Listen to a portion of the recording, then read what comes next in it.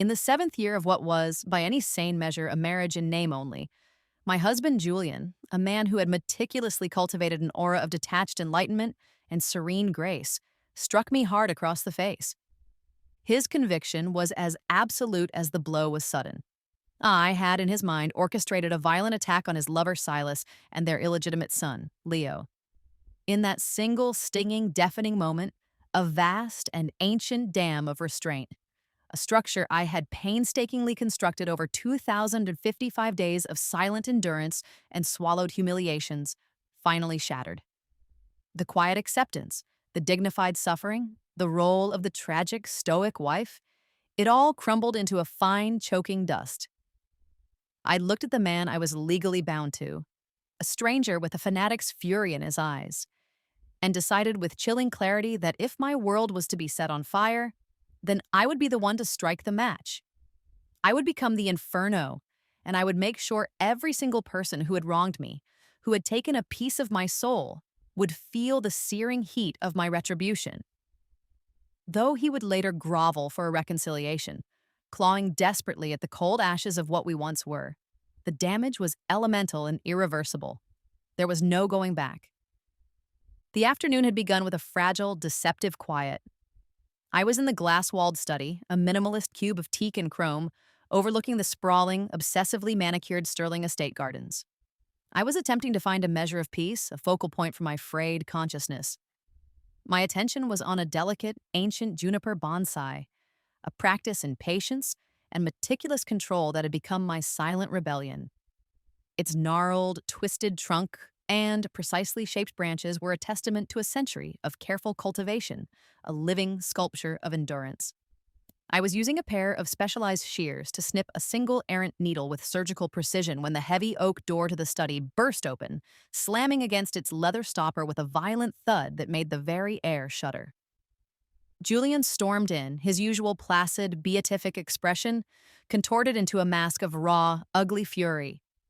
He crossed the vast Persian rug in 3 long, predatory strides. Before I could even register a question, he spun me around by the upper arm, his grip surprisingly harsh, his fingers digging into my flesh with a strength I never knew he possessed. And then his open palm connected with my cheek. The sound was a sharp, obscene crack in the cathedral-like tranquility of the room, a profound violation. A high-pitched, piercing ringing erupted in my left ear as a bloom of white-hot fire spread across my skin. It was in that moment of shock, pain, and ultimate disrespect that a lifetime of suppressed, righteous, and glacial anger finally boiled over. I didn't recoil. I didn't cry out or gasp. Instead, a preternatural calm descended upon me, cold and heavy as a shroud. I straightened my posture, my body becoming rigid, my spine a rod of steel. I met his incandescent glare with an icy stillness he had never before witnessed, the look of a predator that has finally been provoked past its limit. "Did you pay someone to run Silas and Leo off the road this morning?"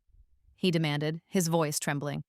Not with fear for me or for us, but with a feral, protective rage that I knew was reserved only for them. "Did I not make it perfectly clear to you, Ilara, that you are never, under any circumstances, to touch them? They are off limits." Silas, the great, tragic, eternal love of his life, the man he never truly left behind. And Leo, the son they shared, the walking, breathing proof of my marriage's fundamental nullity. It was a familiar, corrosive theme in the opera of our lives. Whenever misfortune so much as grazed their charmed existence, I was the designated villain, the convenient, silent scapegoat for all their worldly problems. Hearing his baseless, insulting, and frankly moronic accusation, my jaw clenched so tightly I felt a sharp pain radiate up to my temple. Without a word, without a flicker of emotion on my frozen face, I reached out with a steady hand and shoved the priceless, century-old bonsai tree from its ornate rosewood stand. It seemed to fall in surreal slow motion, tumbling end over end before it crashed onto the imported Italian marble floor. The antique ceramic pot didn't just break, it exploded, a miniature detonation sending shards, soil, and shattered roots scattering across the pristine, polished surface, a perfect, final, irreversible metaphor for our marriage. "Elara!" Are you insane?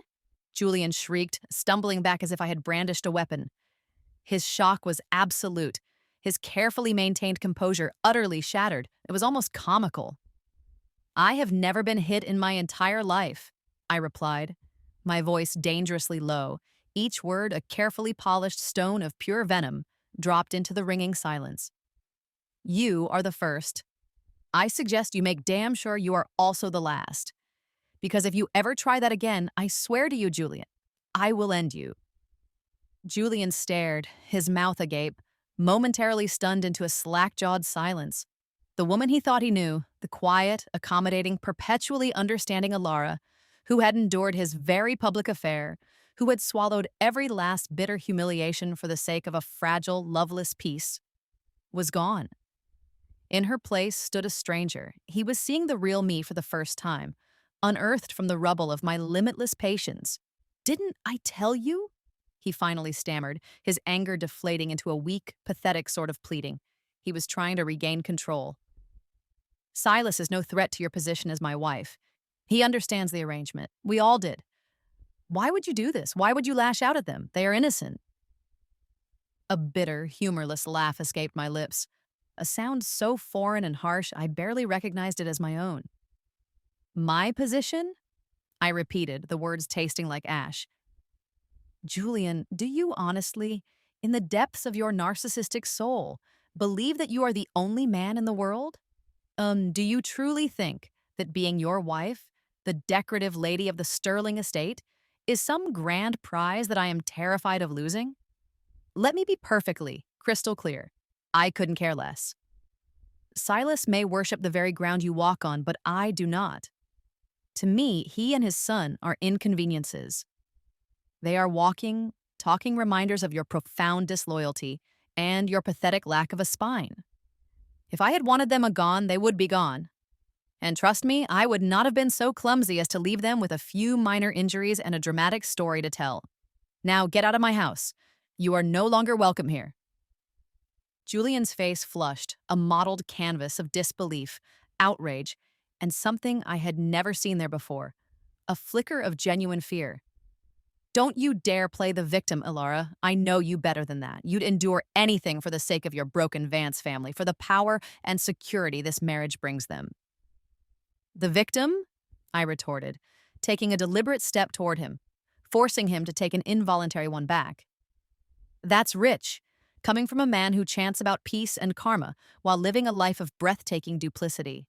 You're the one who follows in your mother's footsteps, parading your lover and your illegitimate child through society as if it's some modern, enlightened fairy tale. You are a walking, talking hypocrite, Julian, a spiritual fraud." I knew precisely which words would wound him most, striking not at his pride, but at the core of his carefully constructed fraudulent self-image. As I expected, his face burned with a deep, impotent shame. "You think you're so high and mighty?" he shot back, his voice cracking as he grasped at rhetorical straws.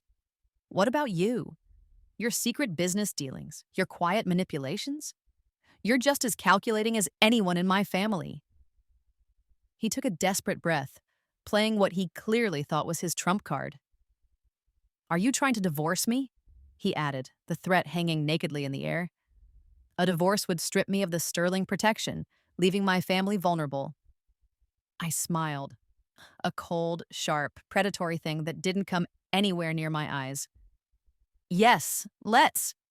It will save your precious boyfriend the trouble of trying to frame me for his own incompetence every time he stubs his toe. I am exhausted by your drama. It's draining, and frankly, it's become profoundly boring. I will find proof you were behind this, and when I do, you will regret ever crossing me," he snarled, his final, impotent threat hanging in the air before he turned and stormed out of the house, leaving behind a wake of ringing silence and utter destruction. I looked down at the shattered bonsai, its ancient, gnarled roots exposed and already dying on the cold marble. It was time to start rebuilding. But not what we had. It was time to build my own empire on the ruins of this one. Before our arranged marriage 7 years ago, I was fully aware of Julian's all-consuming devotion to Silas. Silas, his first and only true love, had been in a deep, unresponsive coma for years following a catastrophic car accident. In the wake of the tragedy, Julian had embraced a spiritual ascetic lifestyle, filling his days with silent meditation and fervent prayer for Silas's recovery. It was a beautiful, tragic story the society pages and gossip columns loved to tell, painting him as a figure of noble, romantic suffering. However, as the sole heir to the vast multi-billion-dollar Sterling dynasty, he couldn't remain spiritually tethered to a man in a vegetative state forever, not if he wanted to maintain control of his inheritance. His family, particularly his ruthless matriarch of a mother, would never allow it. She had made it brutally clear to me in a chillingly polite meeting that she would have gladly and personally pulled the plug on Silas herself, rather than see her son abdicate his position and fortune. And so, he married me, Ilara Vance. The reason he gave was almost poetic in its cold, calculated absurdity. My quiet, reserved demeanor reminded him of Silas. I was to be a placeholder, a living, breathing ghost of his lost love. I, of course, had my own desperate, suffocating reasons for agreeing to such a hollow, soul-crushing arrangement. As the eldest daughter of the once proud but now decaying Vance family, my primary duty was to secure a strategic alliance that would protect our family from its own insidious internal rot. 5 years prior, a suspicious car accident had left my own mother, the vibrant and brilliant Isabel Vance, in a persistent, silent coma. The official investigation was quietly and swiftly closed, attributed to simple brake failure on a winding country road. Within a mere 6 months, my father, Richard, had moved his long-term mistress, the grasping and venomous Vanessa, into our ancestral home. She was the new lady of the manor, and her two illegitimate children, Adam and the perpetually sickly Noah, were treated with a warmth and affection that my own siblings and I had never known from him. Had I refused the marriage to Julian, my fiery younger sister Maya, my gentle brother Ben, and I would have been cast aside. The exorbitant, crippling funding for my mother's critical, round-the-clock medical care at a top-tier private facility would have vanished overnight. My father had made that brutally, sadistically clear in a calm, quiet conversation that still chilled me to the bone. I saw no other choice but to sacrifice my own future, my own chance at happiness for theirs. Aside from his undying love for another man, Julian was, on paper, a suitable partner. Our life for the first few years was one of quiet, respectful, and Arctic distance. We were cordial business partners in the enterprise of our families. I never imagined that in the 3rd year of our marriage, a medical miracle would occur. Silas would wake up. His recovery didn't just disrupt our quiet arrangement, it detonated it, turning our lives into a public 3-ring circus of humiliation. The situation became utterly unbearable when Julian, in a fit of what he self-righteously called living his truth, announced to the world that he and Silas had a son, Leo, conceived shortly before the accident. He made no effort to hide them. He brought them to every Sterling family function, a constant, deliberate, and public humiliation that made me the pitiable talk of our entire social circle. I will never forget the Christmas gala where he had Silas sit at our main table, holding his hand under the tablecloth, while I sat on his other side, smiling a rictus grin for the photographers. Divorce was a constant, simmering fantasy, but the timing was never right. My siblings were still in university, vulnerable to my father's whims. My mother still needed her care. I wasn't about to let the people who had shamed and used me walk away unscathed, not until I was ready to strike back with overwhelming force. A shrill, insistent ring from my phone cut through my dark thoughts. The caller ID showed it was the private hospital where my mother resided. A cold, heavy dread washed over me, a feeling I had lived with for 5 years. "Hello, Maria, what is it?" "Alara, it's your mother." The nurse's voice was strained, thick with an urgency that stole the air from my lungs. "There was an incident, a respiratory arrest. The doctors are with her now. You need to come, now." Panic seized me, cold and sharp as a shard of glass in my heart. I grabbed my keys and raced out of the house, my mind a blank slate of terror. I drove recklessly, the city blurring past my windows in a meaningless smear of light and color. I arrived at the hospital and sprinted through the hushed, sterile corridors to the ICU. my footsteps echoing like gunshots in the silence. I found the doctor still working frantically on her behind a drawn privacy curtain. Maria, the kind, middle-aged nurse who had become my confidant over the years, met me with a grim, tearful expression. She told me my mother had suddenly stopped breathing. My father, Richard, had been in her room not an hour earlier, having dismissed Maria for a private moment. Maria said she had overheard him from the hallway, his voice a low, cruel whisper, telling my unconscious mother that it was time to let go, that everyone was tired of waiting for the inevitable, that her existence was a financial and emotional drain on everyone. I knew, with a certainty that burned like acid in my gut, that this was his doing. He had finally grown impatient enough to act. Minutes stretched into an agonizing, distorted eternity. Finally, the frantic activity behind the curtain ceased. The light above the emergency room door went out. A doctor, a young man with exhausted, haunted eyes, emerged, pulling down his surgical mask. His expression was one of gentle, professional pity, the look I had been dreading for half a decade. "We did everything we could," he said softly, his words feeling like physical blows, each one landing with a dull, sickening thud. "I'm so sorry for your loss. You should begin making the arrangements." My world went silent. The persistent, rhythmic beeping of the hospital machines faded into a dull, featureless roar. A single, desolate, and liberating thought echoed in the vast emptiness. I don't have a mom anymore. The last bastion of my patience, the very reason I had endured so much for so long, was gone. My chains were finally, irrevocably broken. After the initial, suffocating wave of shock and grief receded, it was replaced by a cold, hard, diamond-like resolve. I made a decision. I looked the young doctor in the eye and said, my voice steady and clear, "I want a full, independent autopsy conducted by a medical examiner of my choosing. Do not, under any circumstances, release her body to my father, Richard Vance. I would not let my mother's murderer walk free. I would see him burn." 2 days later, the preliminary autopsy results from my private examiner confirmed my darkest suspicions. A lethal dose of potassium chloride had been introduced into her IV line, enough to induce a massive cardiac arrest, a substance that would have been untraceable after a few hours, without the specific, targeted testing I had demanded. My mother's body was released to a funeral home I had chosen, one far from the ostentatious parlors favored by the Vance family. I called my siblings, Maya and Ben, my voice a hollow echo of its usual self, and we began the somber, surreal task of arrangements. I deliberately and pointedly excluded the entire extended Vance family and the Sterlings. They never cared for her in her vibrant life. They had no right to perform their prefabricated grief in her death. Of course, the Vances showed up anyway, a phalanx of tailored suits and crocodile skin hypocrisy.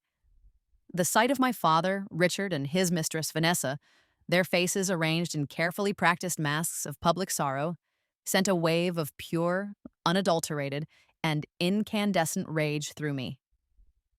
I walked through the assembled mourners, my steps silent and deliberate on the plush carpet, until I stood directly in front of him. Then, with all the force I could muster, I slapped him hard across the face. The sound was like a gunshot in the hushed, funereal chapel. Gasps, sharp and shocked, rippled through the crowd. "Alara, have you lost your mind? This is your mother's funeral!" my father bellowed, clutching his reddening cheek as Vanessa shrieked beside him like a scalded cat. "5 years ago, my mother's accident was your doing," I stated, my voice ringing with cold, absolute certainty, each word projected to carry to every corner of the room. "You had her brakes tampered with because you wanted her gone, and now she's dead because you couldn't wait any longer. You had your whore sneak in and give her an injection. Don't you dare think for 1 second that I don't know." "What nonsense is this? She's hysterical with grief. Someone handle her," Richard sputtered, his eyes darting around, trying to control the narrative, as the mourners began to whisper and stare, their curiosity piqued. With my mother gone, I had nothing left to fear. I was a ghost with a vendetta. "Nonsense," I sneered, turning my withering gaze to Noah, the sickly, pale, illegitimate son of Richard and Vanessa who cowered behind his mother. "Then what is he? And why don't you tell everyone here, all your dear friends and business partners? how you used your power and influence to arrange an illegal heart transplant for him. Tell them about the healthy 19-year-old college student who was the victim of a mysterious hit and run, who was declared brain dead with suspicious, record-breaking speed. So, his healthy heart could be harvested and put into the chest of your bastard son. The room erupted into shocked, horrified murmurs. My father, his face purple with apoplectic rage, raised his hand to strike me again, but my sister, Maya, moved like a panther, stepping between us. She caught his wrist in a surprisingly strong grip, her eyes blazing with a fire that matched my own. "You touch my sister again, you pathetic old man, and I will break your hand," she warned, her voice a low, menacing growl. Vanessa, a creature of pure self-preservation, saw the tide of public opinion turn irrevocably against them. She helped a moaning, theatrically wounded Richard to his feet, and they fled the chapel with their sons, their false grief exposed for the disgusting sham it was, trailing a cloud of whispers and accusations in their wake. "Why didn't you call me?" After the chaos had subsided and a semblance of grim order was restored, Julian appeared at my side, his ever-present prayer beads clicking softly in his hand. He looked more bewildered and inconvenienced than genuinely concerned. "You are a husband in name only, Julian, and soon you won't even be that." "It wasn't necessary," I replied, my gaze fixed on my mother's serene, smiling photograph, the only point of peace and authenticity in the entire damn room. The funeral concluded in a blur. As we waited at the crematorium, a high-quality video of the entire confrontation I had engineered went viral. It was the first volley in my declared war. I had arranged for a trusted friend, a former journalist, to discreetly film and upload it. Alongside the explosive video, I released the preliminary autopsy report and a comprehensive dossier of evidence I had been meticulously and secretly compiling for 5 long years. Financial records proving Richard had hired a shady mechanic to tamper with my mother's car, and every sordid, damning detail of Noah's illegal heart transplant, including the identity of the victim whose heart was stolen and the bank transfers to the surgeons involved. I owned a discreet but formidably powerful cybersecurity firm, a silent, cash-rich asset I had been building under a pseudonym for years, waiting for this very moment. By the time my father and the Vance elders realized what was happening, his reputation, and by extension the entire Vance family name, was in ashes. The story was a digital firestorm, an inferno of public outrage, and there was no containing it. That evening, after dozens of ignored, frantic calls, I was summoned to the Vance family estate. The entire clan was present, a grim tribunal of aging, pampered dinosaurs ready to condemn me for threatening their gilded, corrupt world. My grandmother, the iron-fisted family matriarch, was the first to attack. She hurled an antique porcelain teacup at me. "You ungrateful, wretched girl! Ruining the family name, what possible good does that do you?" I dodged it easily, my reflexes honed by years of navigating their emotional minefields. The cup shattered against the wall behind me. "It does me no good personally," I replied calmly, my voice resonating in the tense silence. "But it gets justice for my mother. And it ensures that predators like my father and my dear uncle," I added, turning my gaze to my father's equally corrupt brother, "can no longer use the family's wealth and power to harm innocent people. Like the young man whose heart you stole for Noah.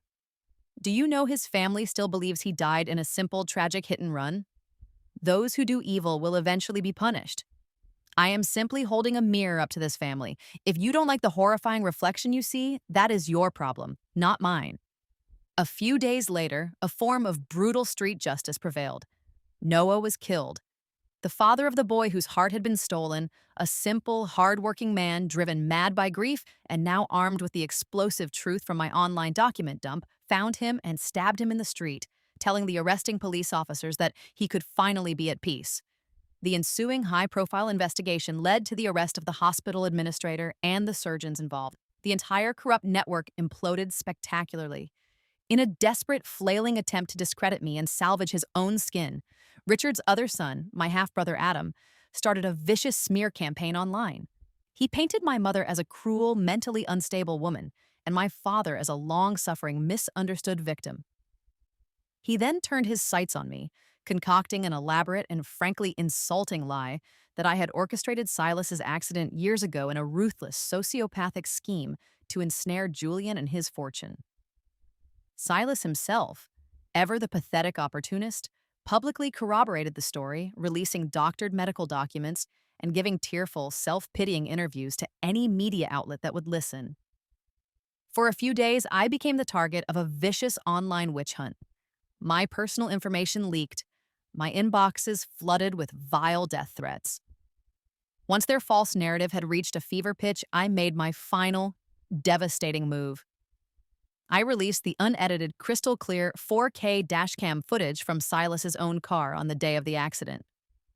It showed him and Julian in a violent, screaming argument, physically wrestling for the steering wheel just before the car veered off the road and hit a tree. They were fighting because Julian had just tried, for the dozenth time, to break up with him. It had nothing, absolutely nothing, to do with me. As a final, brutal nail in his public coffin, I also released a meticulously researched and verified dossier detailing Silas's long and sordid history of infidelity, financial fraud, and emotional manipulation of a string of wealthy patrons, permanently destroying his carefully crafted image as a tragic romantic hero. That night, I met with Adrian Thorne, a shrewd, powerful, and dangerously charming investor, at a discreet private club. V Corp stock is in absolute freefall, I said, getting straight to the point as we sat in a secluded booth. The board is in chaos, the investors are panicking. I want you to initiate a hostile takeover. I can provide you with enough compromising information on my aunt and uncle to force them to sell their controlling shares to you at a bargain price. Adrian, a man I had known peripherally for years and always found intriguing, leaned back, a flicker of genuine admiration in his dark eyes. And what's your endgame, Alara? What do you get out of this? I want them out. I want to purge the rot from my family's legacy. I want the resources of V Corp to be used for something other than propping up the egos and hiding the heinous crimes of corrupt, entitled men. I want to build something clean from the ashes. Consider it done, he said with a wolfish, predatory grin that I found unexpectedly thrilling. Then his tone shifted, becoming more personal.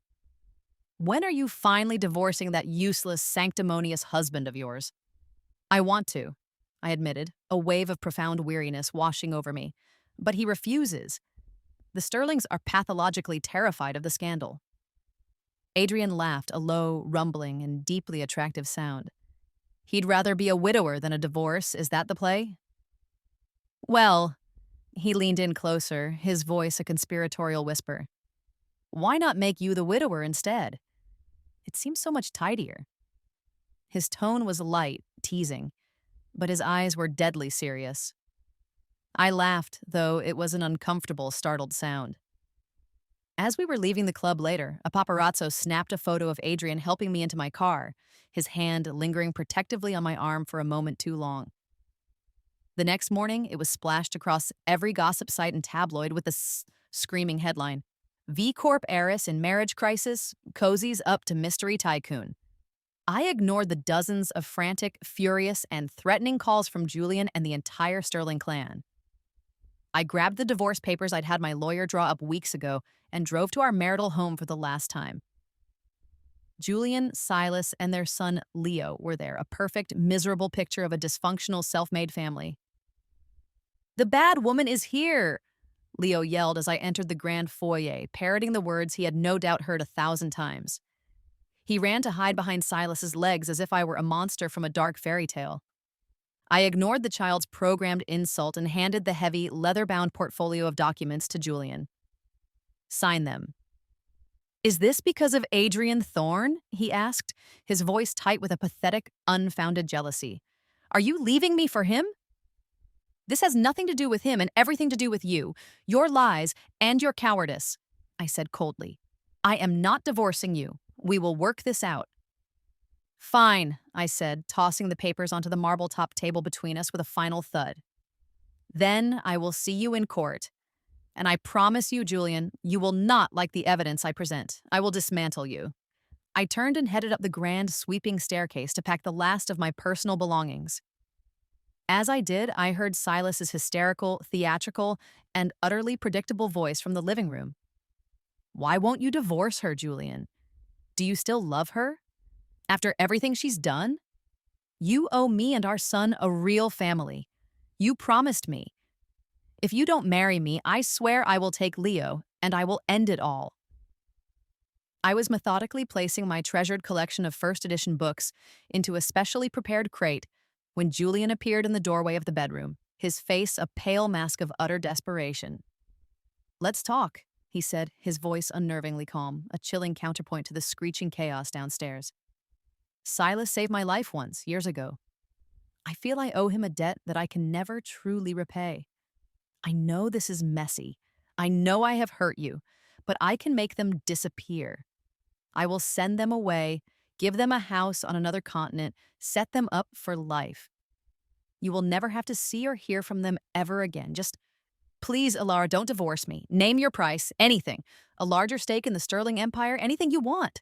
I finally snapped.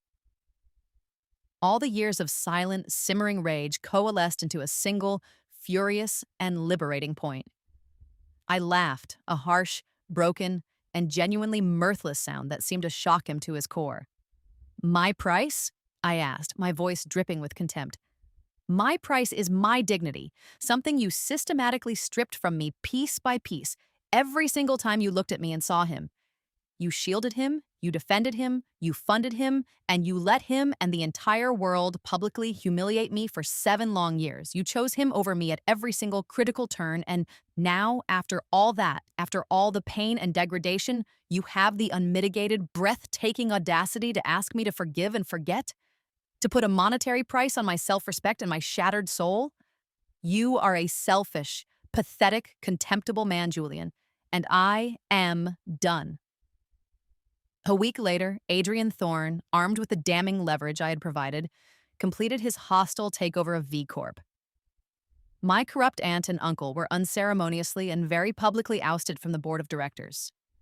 I visited my father in detention, and by promising to use my resources to ensure his favored son, Adam, was safely sent abroad away from those seeking violent revenge, I convinced him to sign over his remaining, now significantly devalued, company shares to my siblings and me.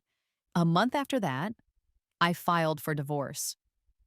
The court case was a brief and brutal formality. The evidence I presented of Julian's sustained infidelity and calculated emotional abuse was overwhelming, and the judge, a no-nonsense older woman, granted my petition without hesitation and awarded me a punitive settlement that made even Adrian whistle. My father's case concluded soon after. He received a life sentence for conspiracy to commit murder. Vanessa received 20 years for her complicity. As for Adam, his arrogance was his ultimate undoing. He was attacked in a high-end bar fight shortly after his release, retaliated with a broken champagne bottle, and ended up back in prison on a long, aggravated assault charge. With justice finally, irrevocably, and publicly served, my siblings and I held a proper, private burial for our mother. We laid her to rest in a quiet, beautiful place by the sea she had always loved. And for the first time in 5 long years, I felt a sense of profound and lasting peace. A year later, I married Adrian Thorne. The year after that, our daughter, Chloe, was born. She was the light, the joy, the beautiful, wonderful thing that chased away all the lingering shadows of my past. The next time I saw Julian and Silas was at the city aquarium. Chloe, perched happily on Adrian's broad shoulders, was just over a year old, her face a mixture of awe and delight. The encounter was as unexpected as it was deeply awkward. Elara, it's been a long time, Julian said, his voice quiet, his eyes calm, but utterly, terrifyingly empty. The deep, ethereal blue light of the massive shark tank behind him made him look like a ghost, a translucent, lifeless shell of the man he once was. I had heard through the grapevine that he had never married Silas. Shortly after our divorce, his formidable mother, furious over the public scandal and the financial cost, had cut him off completely. He had apparently spent a year at a remote Buddhist monastery in the mountains before returning to the city to start some small, insignificant consulting business. Julian, I'm well, and you? I replied politely, my hand finding the warm, solid anchor of Adrian's. I'm okay, he said, his gaze falling on my daughter, a flicker of something unreadable, pain, regret, envy in his eyes. She's beautiful. Before I could respond, their son, Leo, who was clinging sullenly to Silas's hand, piped up with the unthinking cruelty of a poorly raised and deeply unhappy child. She's ugly. Adrian, who worships our daughter with the ferocity of a dragon guarding its treasure, turned his cool, assessing gaze on the boy. Careful what you say, little man, he said, his voice soft but edged with ice. Words have a way of coming back to you, usually when you least expect them. Leo immediately hid his face behind Silas's legs, intimidated into a welcome silence. I am so sorry, Julian said, and for the first time in all the years I had known him, he sounded genuinely and profoundly apologetic. He's been spoiled. A barren field can't grow roses, Adrian said sharply, his patience gone. He squeezed my hand gently. Let's go, my love. It's bad luck to linger in the past. We walked away without another word, leaving them to their stagnant, miserable drama, and moved toward the brightly lit, vibrant coral reef exhibit, toward the light and the life. Daddy fishy, big fishy, Chloe squealed with pure, unadulterated delight, pointing a chubby, excited finger at a giant grouper swimming lazily past the glass. I smiled, my heart so full to bursting I thought it might break, but this time from happiness. Being with Adrian was easy. It was light. He was a good, strong, honorable man, and marrying him was the best and truest decision I had ever made. Everything, after so much darkness and wrong, had finally, beautifully, happened just right. Adrian's perspective. The very first time I saw her, Ilara Vance was at her wedding to Julian Sterling. I was a guest of a mutual acquaintance, and I remember it vividly. She was magnificent, poised, fiercely intelligent, with a quiet, formidable strength that was utterly captivating. But there was a profound, heartbreaking sadness in her eyes, a resilience forged in a fire I couldn't yet comprehend. I knew instantly, with a certainty that settled deep in my gut, that her vapid, self-absorbed, and spiritually fraudulent husband didn't deserve to even breathe the same air as her. My intuition, as always, was correct. Julian was a selfish coward who paraded his lover and their child in front of her, humiliating her at every turn in the most public ways possible. I watched from a distance for years, my contempt for him and my admiration for her growing in equal measure, with each new society page detailing her quiet, dignified suffering. When her mother was murdered and she finally unleashed her righteous fury, deciding to burn the whole corrupt Vance dynasty to the ground, I knew it was my time to step in. I helped her, mostly behind the scenes, providing the financial muscle for her V Corp takeover, and ensuring my legal team created an ironclad shield around her so the Sterlings couldn't touch her during the divorce. I admired her brilliant, ruthless, and beautifully executed strategy. More than that, I admired her. I pursued her patiently for over a year, giving her the time and space she needed to heal, before she finally let her formidable guard down and agreed to marry me. She thinks she fell for my charm, but the truth is, she's the brilliant one. She saw the unwavering truth and devotion in my heart and let me into her life. And together, we built a fortress of a home filled with light and laughter. Seeing her smile every morning, truly, genuinely happy, free from the ghosts of her past, is all the fulfillment I will ever need. Julian's perspective. Habit is a terrifying, insidious, and blinding thing. The 7 years I spent married to Ilara were, I can see now with the horrifying clarity of hindsight, the most stable and peaceful of my entire life, though I was too blind, too arrogant, and too absorbed in my own romantic tragedy to see it. She handled everything.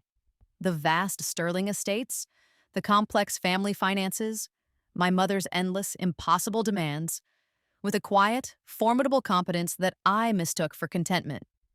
Her patience I mistook for weakness. I thought she was a fixture, an elegant, immovable part of the landscape of my life who would tolerate anything. Silas, our son Leo, the constant, grinding public shame, for the sake of the family alliance and the material security it provided her and her own family. I was a contemptible, pathetic fool. I never understood the core of tempered steel in her spine until it was too late. Until she decided to sever it herself with the cold precision of a surgeon. Her mother's death didn't just break her, it unshackled her. The woman who emerged from that crucible of grief was someone I didn't recognize, someone who terrified me with her cold, precise, and unstoppable fury.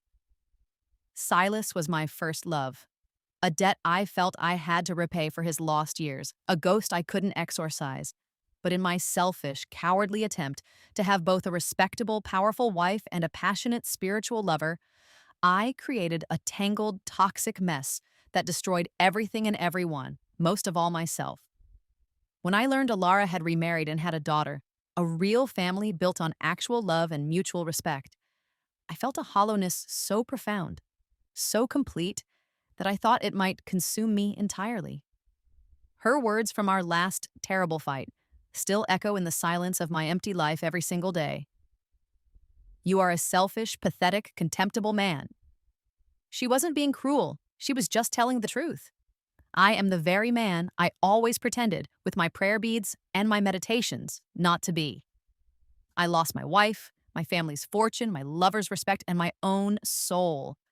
I am completely and utterly undeserving of the peace and stability I once took so carelessly for granted.